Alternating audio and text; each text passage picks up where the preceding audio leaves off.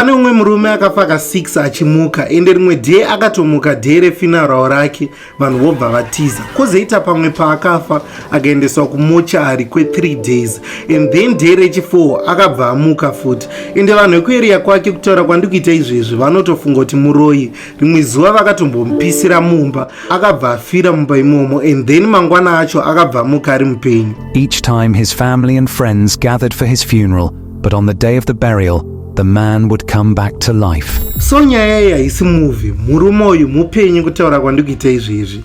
Ende ndikuzviziva kuti muruda kuziva kuti zvakatanga rini ende kuti murume uyu anogara kupi ende chii chinokonzeresa kuti pese paanofa anomuka. Zvese muchazviona muvidhio ranhasi. He has died not just once, twice or 3 times but 6 times. Zvakatanga rimwe day paitoenda kubasa ari pabhasikoro. Then ari pabhasikoro daro pane rimwe zigonyeti raitomhanya rakamudhuma ende vanhu vakatanga kutoungana vachidaona kuti munhu mupenyu here. Ende vaunganawo daro pane vamwe vanhu vakabva vatofonera ambulenzi nechichi akauya kuzotorwa. Achangosvika kuchipatara vanhu vakabva vati ivo madhokta vakabva vataura vachiti munhu uyu afa uyu. Vakabva vafonera hama dzake.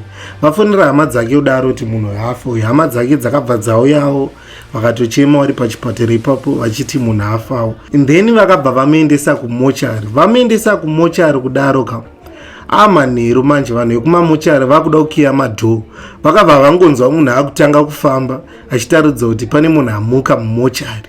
Imagine guys. Munhu aya akatomuka atoendeswa kumochari. Vadhokta zvese vatokonfirma kuti munhu afa. Hama dzake dzakabva dzafonera kuchinzi munhu wenyu amuka kunoko. But hama dzake dzakatovhunduka. But dzichivhunduka kudaro dzakatofarawo kuti at least amukawo mupenyu. Ndofunga madhokta angaita mistake. I saw it with my own eyes. Akatodzawo hama dzake achitoti akatoshamsika kuti seari mumochari iye anga achirongorememba chetoti vanenge vaita accident ari pabhasikoro. And then vanhu vamwe vaitongotaura muarea vamwe vachitofunga kuti kuda kunyepa masasi vachiti hapane munhu angafa achimuka here. Vanhu zvobva zvapfuura zvakadaro. And then some few weeks later akabva ati futi ari mune imwe mota yaakakwirawo mune zvimwe zvimushikashika. Chimushikashika ichocho futi chakarohwa futi negonyeti kunzi charohwa kudaro ka akabva afa akatoendeswa kuchipatara. Madhokta vakati afa ende hama dzake dzikatofonerwa kwakanzi munhu uya futi afa futi. Ndofunga apa papapera like 5 weeks paakazonzi afa futi. Hama dzakewo futi dzakatozobvuma dzikati this time azofa zvemachokwadi. Ende vachiti afa zvemachokwadi vakabva vamutengera coffin. Vachingopedza kungomutsveta mukofini akabva amuka. Vanhu vese vakatoshamsika. Dzimwe hama dzake dzaivapapo dzakatotiza dzichitoenda kumadziro dzichitomhanya dzichitoti kumunhu uyu anga chinzi afa futi akunzi amuka sei. Ndotoshaya kuti imi muchimwandudzai mucomment section kuti sei vanhu vachichema kuti munhu afa but munhu akafa vanhu vanotanga kutiza ende vanhu vakatodispesawo vakatotiza kudaro. But shamwari dzake nechichi dzakatanga kutomutya paakafa pechi2 akamuka. Shamwari dzake dzakatanga kusada kuya kumba kwake dzichitobhilivhawo zvinotaurwa muarea umawo zvokuti munhu akafa akamuka ndofunga muroyi anenge akatodya kana hurungudo yegarwe. Infinity life. There was something wrong with my life.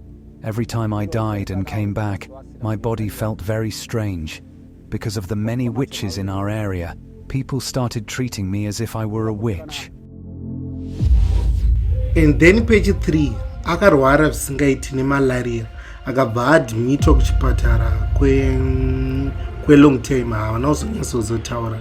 Pamainterview akaitwa kuti akadmitwa kuchipatara kwenguva yakaita sei.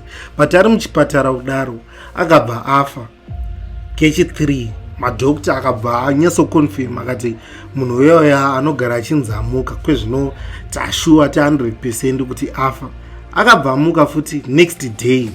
Ende madhokta ese akatanga kutotya kukanzi iyi itori regular client yedu yatinogara tichideclare kuti afa but isitungozoshamsika achizonzi amuka. Apapo kakari kechi3 saka isusu hatingati madhokta aita mistake yekuona kuti munhu yafa here kana kuti haana. Kuda vakazama zvese zvokuteerera heartbeat nekuteerera kuti munhu ari kufemhere nekudini vanenge vakatozama maprocedure ese ekuona kuti munhu afe here kana kuti haana. Apa ndikechi 3 kapo pakatomuka madhokita futi anga akutya. Vanhu vemuarea vakanzwa futi kuti munhu afa kechi 3 akamuka, vakazongotongoramba vachingotaura nyaya idzodzo dzekuti munhu uyu muroyi muarea. Saka vanhu vese kutya kuye kwaimboitwa nehama neshamwari kwakabva kwawedzera, because vanhu vakazotanga kunyanya kumuwedzera kumutya kuti kechi 3 here.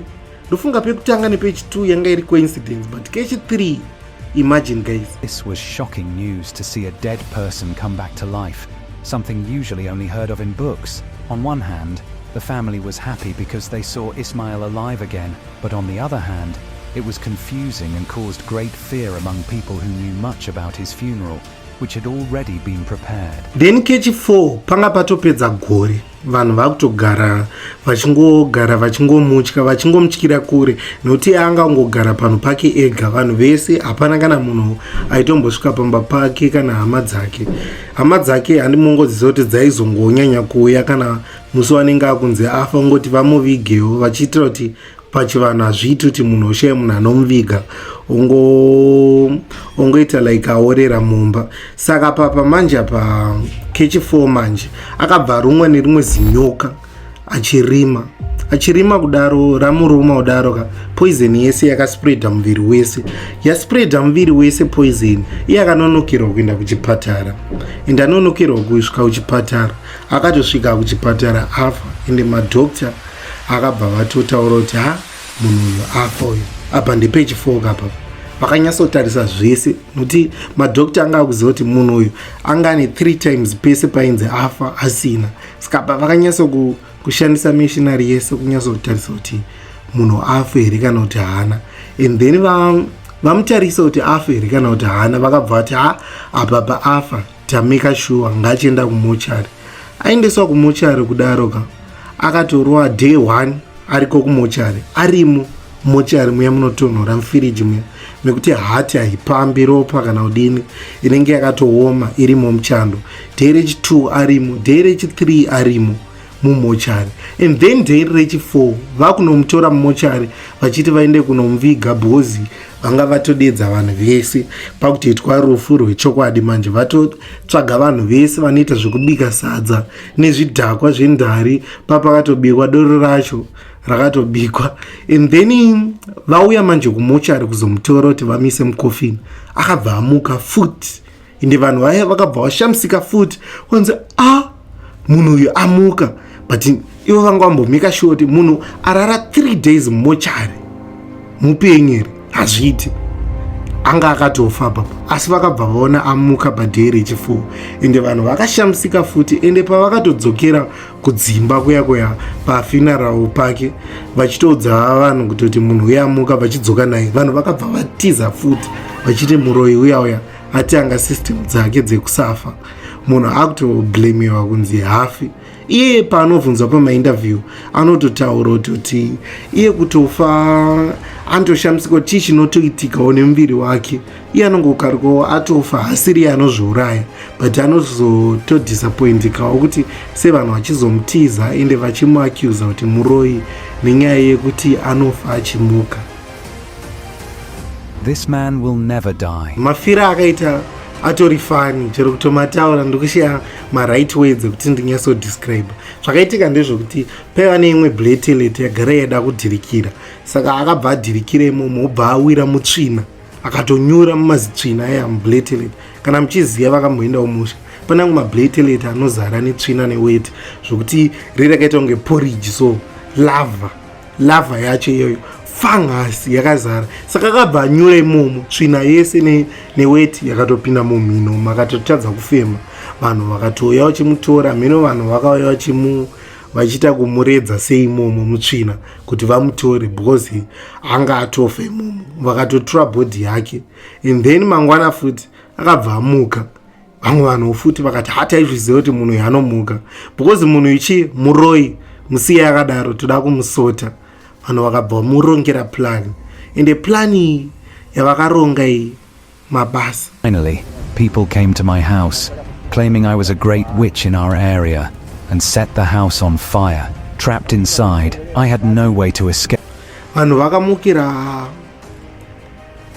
Vanhu vakaenda pamba pake mausiku vakabva vadira mazipetro vakadira nepamawindo vachiputsa mawindo vachikanda fuel mukati vakabva vamupisira mumba vanhu vachitofara kuti muroyi uya tamupisira mumba ende akabva atsva bhodhi yese yakatotsva ende akabva atobitirirwa nemweya uya wehutsi wezvinhu zvikutotsva hamina kuti mubhedha wake kana kuti masofa asi mazi hutsi wacho aiva eblack aya akatopinda muviri wake akabva afa vanhu vakatomeka shuwa kuti afa and then pati garage nguva vakazonzwa futi kuti munhu uya amuka haana kufa ende iye ari kutotambudzika kuti sei vanhu vari kumubatawo zvakashata nekuti iye munhu uya wekuti kwanzi akafa anomuka ende iyeye ari kutotyawo kutoti inino ndakafa ini ndakutotya kutoti inini handichafi because ndotya kuti ndakafa ndinomuka ende asi pane vamwe vanhu vekuarea kwakewo futi